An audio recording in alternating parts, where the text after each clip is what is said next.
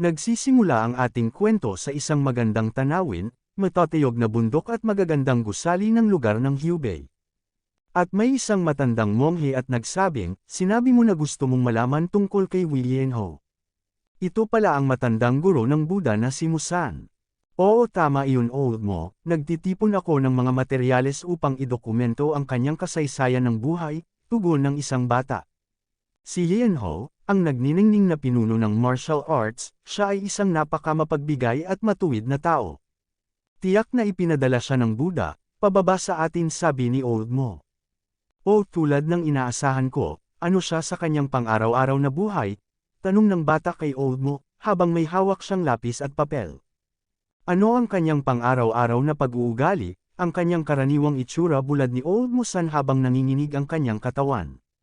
Tangina, hindi ko na kaya ito kung ano-ano na lang pinagtatanong-tanong mo, sabi ni old mo habang galit na kunot ang kanyang mukha at naglilisik ang kanyang mga mata. Paumanhin, old mo, ano po nagawa ko at sobrang galit na galit kayo sakin, sabi ng bata habang pinagpapawisan ang kanyang mukha sa pagtataka.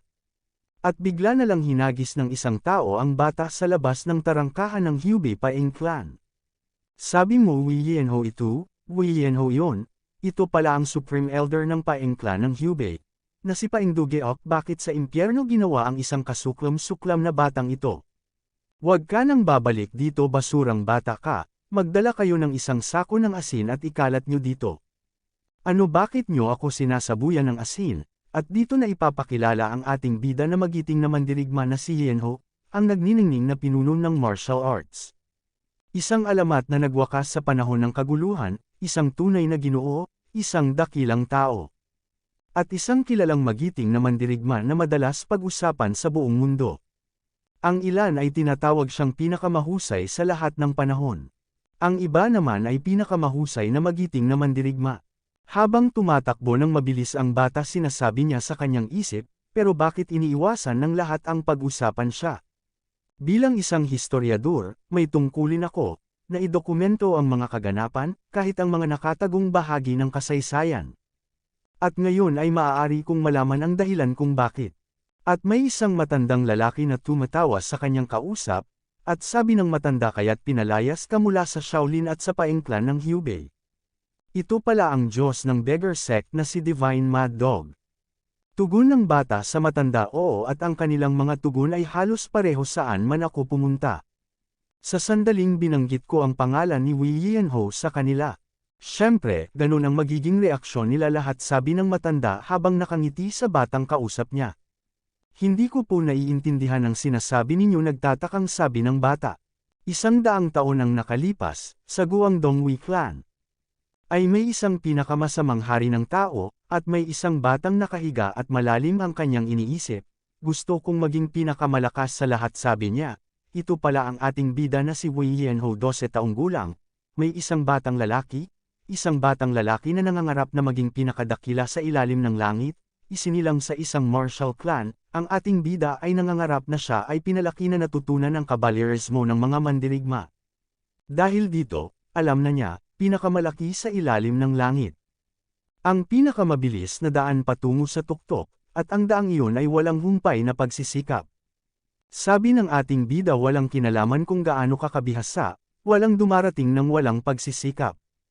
Para sa isang batang may ganitong kalooban, ang pagsisikap ang tanging tunay na paraan. Pasulang may isang maliit na issue, iyon ay huli na upang simulan ngayon, sabi ng ating bida habang nakatingin siya sa bintana. At bigla na lang siyang umupo sa kanyang higaan habang pinagmamasdan ang paglubog ng araw. Habang nakatingin sa labas, biglang may naisip ang ating bida. At gumalaw siya, bigla umikot sa kanyang kinalalagyan. Anong kahihiyan, ang araw na ito ay dapat na ang araw na ay latag ko ang pundasyon upang maging pinakamahusay. Matutulog ako ng mahimbing ngayong gabi at mag-iinsayo bukas. At may isang paa na naglalakad patungo sa kanyang kwarto. May isang matandang lalaki na pinagmamasdan habang natutulog ang ating bida. Bigla na lang sumigaw ang matanda sa ating bida na bumangon ka dyan, habang sarap na sarap sa pagkakatulog ang ating bida at naglalaway pa. Sabi ko, bumangon ka dyan, bata ka, o bakit nandito ka, nagtatakang sabi ng ating bida sa kanyang ama. Alam mo ba kung anong oras na? Patriarka ng Wei Clan Guangdong na makatarungang mandirigma na si Wei Zhonghan ama ng ating bida. Oo, alam ko po, nakita ko ang araw, sabi ng ating bida sa kanyang ama habang hawak niya ang kanyang ulo. Pero nakahiga ka pa rin sa iyong kama, ang sagot ng kanyang ama sa kanya. Dahil ang araw ay pababa pa rin ama, kaya nakahiga pa rin ako. Alam mo ba kung gaano ka nakatagal na nakatago sa silid na ito? 2 bang araw? Siguro 3. Hindi, sa tingin ko 2 ama. 4 na araw na, ikaw na walang silbing bata ka. Nag-uumikot ka, nakabalot sa isang kumot, sa loob ng 4 na araw. Hindi ba sumasakit ang likod mo sa paglaylay lang ng ganun katagal? Kahit na oso ay magbabaligtad mula sa pawis pagkatapos ng 3 araw, paliwanag ng kanyang ama sa kanya. Kaya't bumangon ako paminsan-minsan, hindi mo kailangang mag-alala tungkol sa akin, tugon niya sa kanyang ama. Sobrang galit na ng kanyang ama sa ating bida. Sinubukan ko talagang mag-ehersisyo at sa tuwing binubuksan ko ang aking mga mata, ang araw ay nakalubog na. Kapag lumubog ang araw, kailangan mong matulog, sa ganitong paraan, makakabangon ka ng maaga kinabukasan para mag-ensayo. O walang hiyang bata ka, gumagawa ka pa ng dahilan, alam kung natutulog ka lang maghapon. Sa sobrang galit ng kanyang ama, binuhat niya ang higaan ng ating bida at gustong ibagsak sa kanya, at ang ating bida ay bumagsak una ang ulo at nakataas ang kanyang mga paa. Sa wakas ay aayusin ko na ang bulok na ugali mo ngayon. Ngayon sa malaking sambahayan ng Guangdong Wei Clan, aayusin kita ng mabuti, bata ka, sabi ng patriarka. Sa opisina ng Guangdong Wei Clan nakaupo ang matandang patriarka at nakahawak sa kanyang ulo. Ito na naman ba tungkol sa pangalawang batang ginoo? Tagapangasiwa ng angkan ng Guangdong Wei Clan. Jiobang. Sino pa ang dapat kong ipag-alala? Kundi ang walang sibling bata na iyon. Huwag mag-alala sir, siya ay magiging mature sa lalong madaling panahon, tugon ni tagapangasiwa na si Jiobang. Lahat ng ito ay kasalanan ko, sabi ng patriarka. Umalis si Wei Zhonghan sa isang pilgrimage ng martial duel noong taong 2 taon si Wei Lianhou. At dito pinakilala ang ina at 2 kapatid ng ating bida. Matriarka ng Guangdong Wei Clan, si Han Sang-a, ina ng ating bida. Si Wei Sanho ang nakakatandang kapatid ng ating bida. Hindi pa isinisilang na anak si Wei Suryon, bunsong kapatid ng ating bida. Si Wei Lianhou ang pangalawa sa magkakapatid. Noong panahong iyon, inisip niya na ang paglalakbay ay tatagal lamang ng 2 taon sa pinakamasama. Gayunpaman, nahuli siya sa iba't ibang insidente, at hindi siya nakabalik hanggang 8 taon ang lumipas. Bagaman nakamit niya ang karangalang titulo ng makatarungang kabalyero ng espada sa panahong iyon. Ang kanyang pagkawala ay labis na malaki, nang siya ay bumalik sa bahay. Ang kanyang dating mahinahong asawa ay naging mas mabangis pa sa isang tigre. At ang kanyang minamahal na anak na akala niya ay hindi magiging problema sa lahat, ay lumaki na isang tamad na bata. Habang pinapaliwanag ng patriarka ay pawis siya at napabuntong hininga. Huwag mag-alala patriarka, tiyak na may paraan pa para sa pangalawang ginoo. Anong paraan, Jiobang? Nakalimutan mo ba patriarka? Siya'y babalik na sa lalong madaling panahon. Oo nga pala, naalala ko na, buti na lang at pinaalala mo sakin, Jiobang, tawang-tawa ang patriarka. Oo, pagkatapos ng 3 taon, sa wakas ay babalik na ang unang batang ginoo mula sa akademya. Oo, si Lianhou, yung maliit na bata, yari ka na ngayon, sabi ng patriarka. May isang tao na talagang kinakatakutan ni Lianhou, bakit bigla akong nangangatog? Napalingon na lang ang ating bida sa kanyang likuran na parang may taong papalapit sa kanya. At siya ay si Sanho, panganay na anak ng Guangdong Wei Clan, Wei Sanho. Gaano katagal ka nang natutulog, pangalawang kapatid? Kailan ka dumating dito, unang kapatid? Una kitang tinanong, pangalawang kapatid. Napakamot na lang sa ulo ang ating bida at hindi niya alam kung ano ang isasagot niya. Tinignan na lang ng masama ang ating bida ng kanyang unang kapatid. Hindi ito kung ano ang iniisip mo. Nag-ensayo ako ng maaga kaninang umaga. Nag-ensayo ako ng talagang mabuti, kumalma lang ako saglit dahil napagod ako. Totoo ito, paliwanag ng ating bida sa kanyang kapatid. Putang ina, kailan siya bumalik? Sabi ng ating bida sa kanyang isipan. Nag-ensayo ka ba talaga? Oo, unang kapatid, tugon ng ating bida. Sige, kung nag-ensayo ka talaga, pagkatapos ay gumamit ng isang teknika upang hatiin ang kandila na iyon sa dalawa. Tingnan natin kung gaano ka naumunlad dyan sa loob ng 3 taon na wala ako. Pinagmamasdan ni Sanho, si Yenho habang nakapamewang na nakatayo sa likod. At ang ating bida naman ay may hawak ng espada at nakatingin siya sa isang kandila. Ano ang ginagawa mo? Umpisahan mo na Yenho, ipakita mo sakin kung nag-ensayo ka ba talaga ng mabuti sa loob ng 3 taon. Ibig kong sabihin, nasa loob tayo, at maaaring maging delikado paliwanag ng ating bida. Aasikasuhin ko yan. Ipakita mo lang sa akin kung ano ang meron ka. Sige gagawin ko na, sabi ng ating bida sa kanyang unang kapatid habang nakapikit siya at may pawis sa mukha. Habang naglalakad ang ating bida at winawasiwas niya ang kanyang hawak na espada. At bigla siyang huminto at nilagay niya ang kanyang espada sa kanyang harapan, at itinuro sa kandila. Kita sa kanyang paa kung gaano kalakas ang kanyang pagtalon na gagawin. At bigla siyang gumawa ng mga postura gamit ang kanyang espada paghati pakanan pakaliwa at patusok. Mukhang gulat na gulat ang kanyang unang kapatid sa kanyang ginawa. At ginamit niya ang Soaring Dragon technique upang hatiin ang kandila. At sabay lingon sa kanyang likod para tignan kung nagtagumpay ba siya sa kanyang ginawa. Anong nangyari? Nagkamali ako, patay ako kay unang kapatid. 3 taon ang lumipas, sapat na ang 3 taon upang ma-master ang isang teknik sa espada, upang lumipat sa susunod na antas.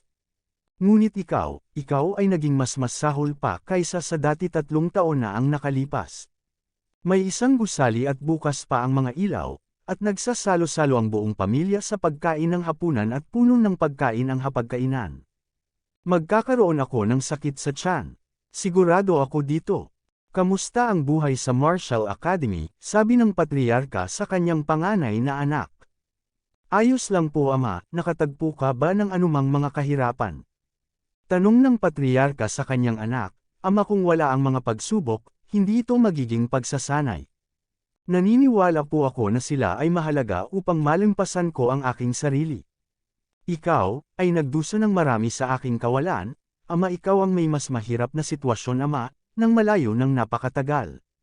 Nagtatanong ang patriarka sa kanyang anak kung may iba pang mga issue. At ang kamay ng patriarka na may hawak ng pangkutsara ay kanyang binaba. Mayroon pong isa ama, ano ito? Tugon ng kanyang ina. Tungkol po ito kay pangalawang kapatid. Sa pagkarinig ng patriarka at matriarka nagulat silang dalawa.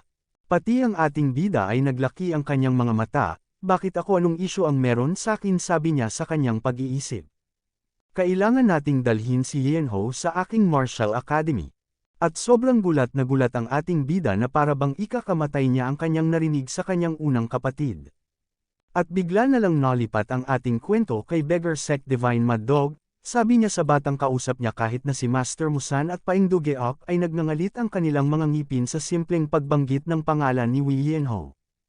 Isang sagisag ng dragon at espada, iyon ang panahon nang nagsimula ang dakilang kasaysayan, noon, walang makakapag-isip, na isa siyang tamad na bata, at isang araw ay yayanigan niya ang buong mundo. Sa unang pagkakataon ay maglalakbay ang ating pangunahin bida, at ang magkapatid na Sanho at Yenho ay nakasakay sila sa kani-kanilang kabayo. Nakakatandang kapatid, magpahinga muna tayo sandali bago tayo umalis. Ang ating bida ay halos pinilit ng kanyang pamilya na pumunta sa Martial Academy. Pangalawang kapatid, huwag kang umalis, sabi ng bunsong kapatid ng ating bida habang ito'y humahagulgol sa iyak at nakataas ang kanyang mga kamay. Ang pangalan ng bunsong kapatid ng ating bida ay Wei Suryon.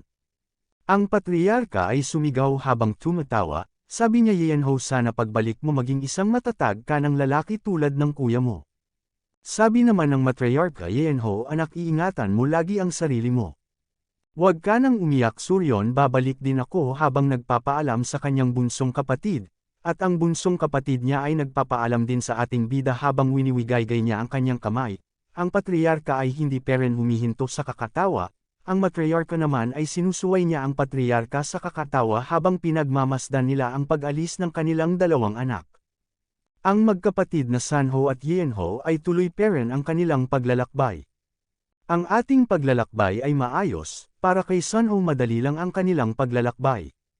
Pero sa ating bida ay hindi, sobrang bagot na bagot siya at nakahiga sa kanyang sinasakyan na kabayo. Malapit na ba tayo? Tanong ni Ianho sa kanyang kapatid. 10 araw pa ang ating paglalakbay, sagot sa kanya ng kanyang kuya.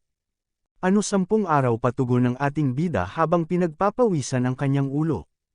Makararating sana tayo doon sa loob ng 5 araw kung marunong kang sumakay ng kabayo. Sinabi ko sa iyo kuya na hindi pa ako nakasakay ng kabayo dati. Hindi kita sinisisi. Ako ay sumasagot lamang sa iyong tanong, tugon ni Sanho sa ating bida. Kuya, magpahinga na tayo. Alam mo ba kung gaano katarik ang burol na ito? Sobrang pagod na ako, parang gusto nang sumabog ng likod at puwet ko. Unang kapatid, tignan mo yon, may mga taong nakahiga at nagpapahinga sa puno na iyon. Sa pagtingin ni Sanho sa tinuturo ni Ianho, parang may napansin siyang kakaiba.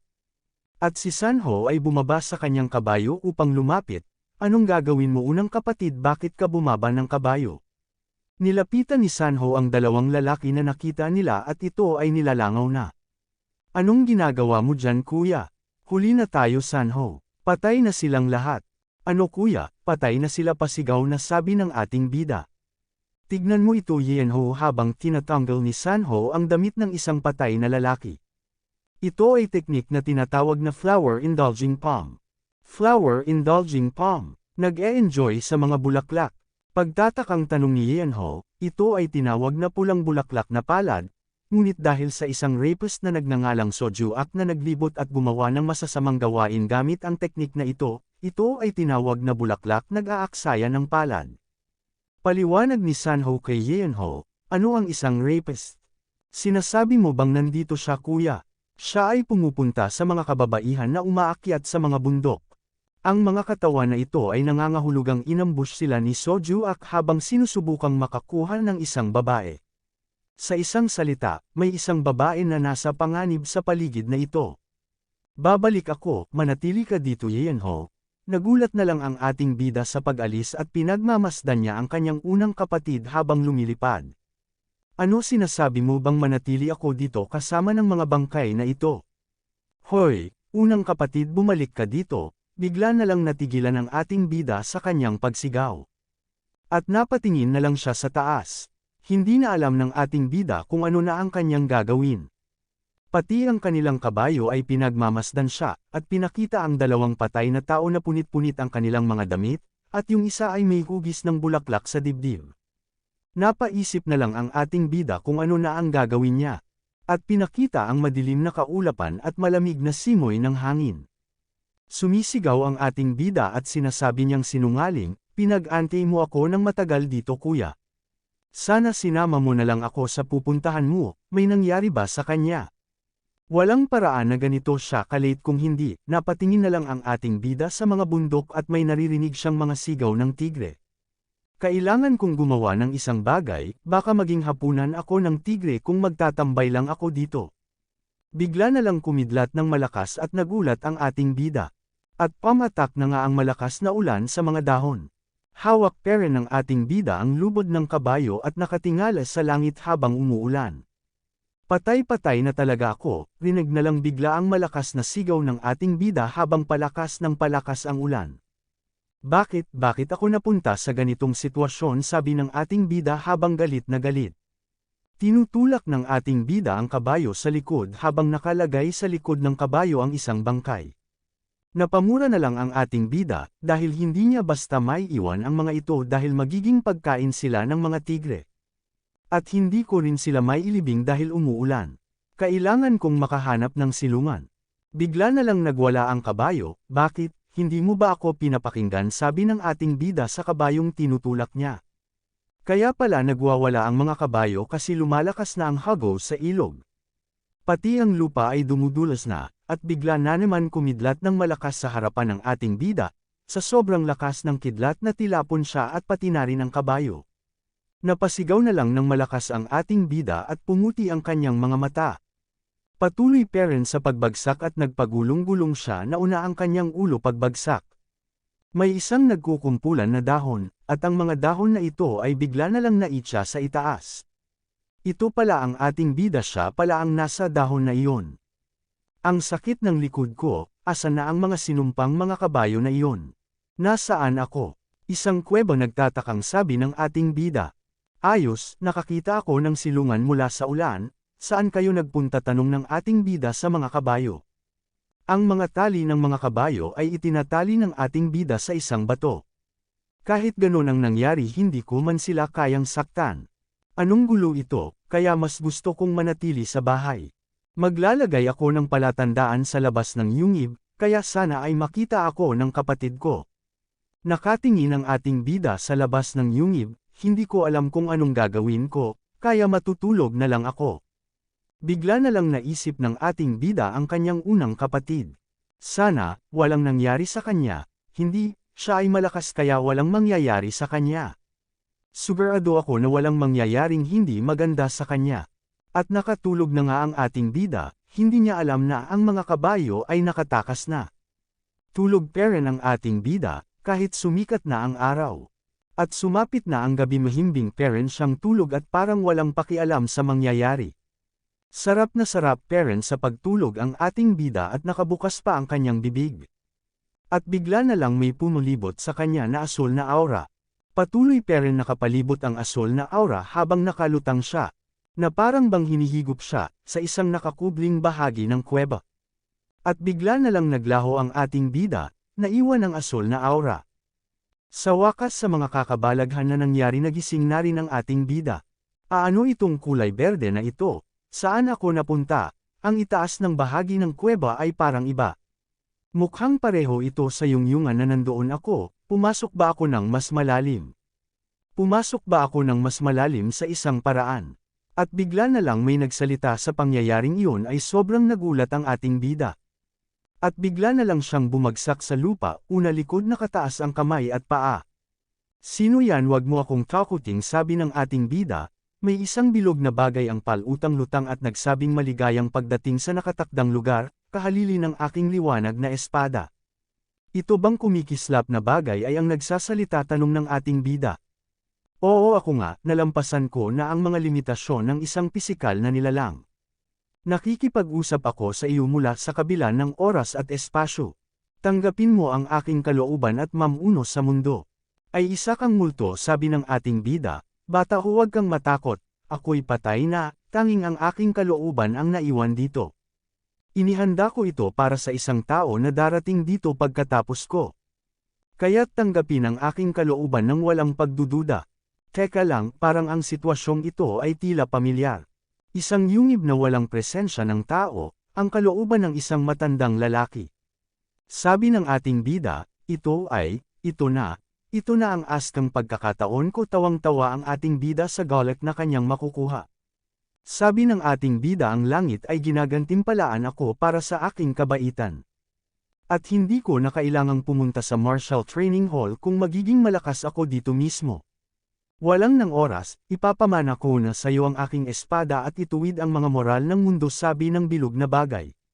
Siyempre tinatanggap ko yan ng walang pag-aalinlangan sa aking puso tugon ng ating bida.